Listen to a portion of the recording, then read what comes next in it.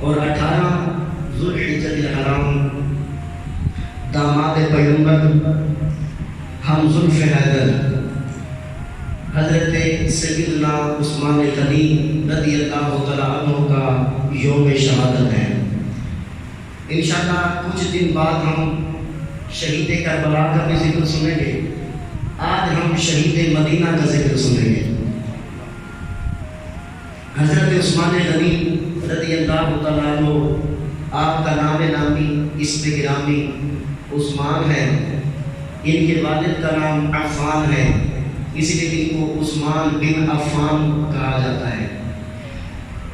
ان کا لقب جامع القرآن بھی ہے، ذو النورین بھی ہے۔ جامع القرآن کا مطلب یہ ہے حضرت عثمان غنی نے اللہ کے قرآن کو جمع فرمایا۔ ذو النورین کا مطلب دو نور والا۔ اس کی مختلف توجیہات ہیں۔ ایک تو یہ ہے کہ حضرت عثمان غنی رضی اللہ تعالیٰ کو جب قرآن مقدس کی تلاوت کرتے نماز کے اندر، جب آپ رات کو قیام کرتے، رات کا قیام بھی نور ہے۔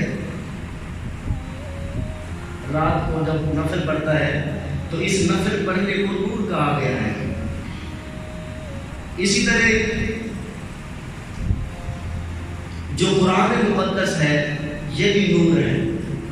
تو حضرت عثمان غنی رات کے وقت ان دو نوروں کو جمع فرما لیا کرتے تھے، رات کا قیام اور پھر قیام میں ایک رکعت کے اندر پورا قرآن مقدس تلاوت فرماتے تھے۔ اس لیے ان کو ذو النورین، یہ دو نور والا کہا جاتا ہے۔